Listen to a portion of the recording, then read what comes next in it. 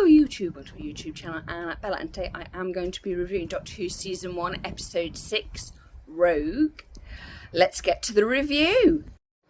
Welcome to my review of Rogue Episode 6, Season 1 of the new Doctor Who, with Ncuti Gatwa playing the 15th Doctor. First of all, I'm saying it's very, very strong performances from Ruby and from Ncuti, to be absolutely honest.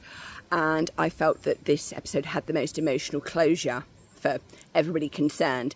But before we get that, the Shudler chicken people, whatever they were, cosplaying aliens, were they necessary? Was it a good thing to do when so much cosplay happens now?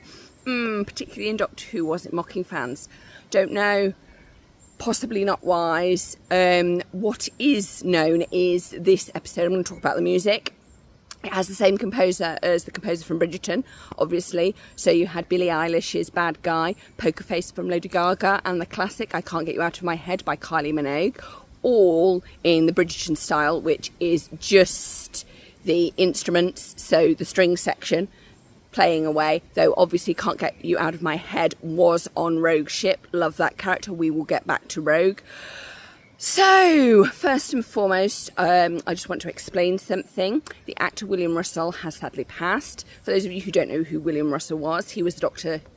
He played the Doctor's first companion, Ian Chesterton, and it's worth pointing out that Ian Chesterton, as well as being a teacher, also was really good at hand-to-hand combat in Doctor Who. Shockingly enough, weirdly enough, you can Google that.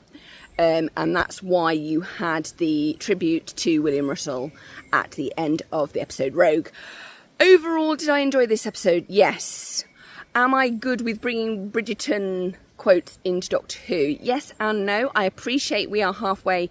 We are in the Bridgerton drought between seasons. I mean, yes, we've had Season 1 Part A or Part 1. We are waiting for Season 3 Part A, Part 2. I know, of Bridgerton, so I fully get why they've chosen to do this. Yes, it does have links to Pride and Prejudice, so people who understand the Regency era should have an understanding of what's going on. But actually, I want to talk about Emily. And Emily is a beautiful case for why historical companions no longer work.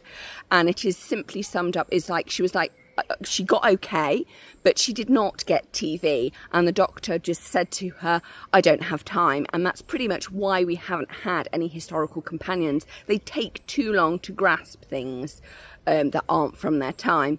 And I felt that Emily was a great way of having a historical companion, but only having a one-episode historical companion. And I thought that she was dealt with really well.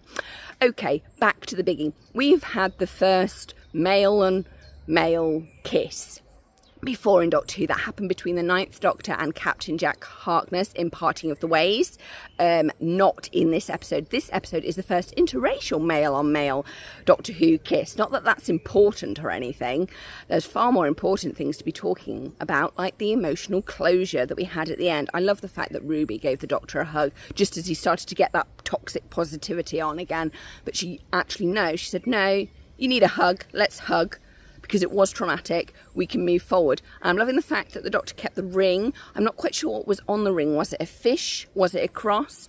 Was it some rope? Because all of those things could link to River Song in so many ways. But I love the fact they kept the ring and they sent Rogue's spaceship going around the moon. Yes, spoiler warning. How am I going to rate this episode? For ease of access, for somebody who's an older millennial, I'm going to give it 5 out of 5. For somebody who's not, somebody who's slightly older, who hasn't seen an episode of Bridgerton, they might struggle. So I'm going to give it a 4.5. I know that you might think that's strange, but actually there's going to be a boomer problem. Because boomers traditionally have enjoyed Doctor Who, but recently they're getting turned off. And that's going to be a problem long term. I think, because Doctor Who is an intergenerational family show and you really want to keep the older generation engaged. And if New Who can't do that, we're going to face some serious problems coming forward. So 5 out of 5 for me. I really loved this episode. I felt that it dealt with everything perfectly. We didn't need the chicken people. The chicken people were just unnecessary. But it was kind of good to have them anyway, to give the Doctor and Rogue something to do, something to fight against. But did they really need it? No. Overall, I felt that Rogue was great. It reminded me strongly of Captain Jack Harkness. 5 out of 5. That's my rating for this episode. And this review is done. Well, I hope you enjoyed my review of Doctor Who Season 1 with the 15th Doctor as played by Uti Gatwa. Yeah, you've got to do the N, apparently. It's not shooty, it's Anyway, moving on from how to pronounce the 15th Doctor's name, this was my Season 1 Doctor Who review of the 6th episode Rogue. Please like, comment and subscribe, and don't forget to click the notification bell for my latest video. Thank you so much for the support, and bye!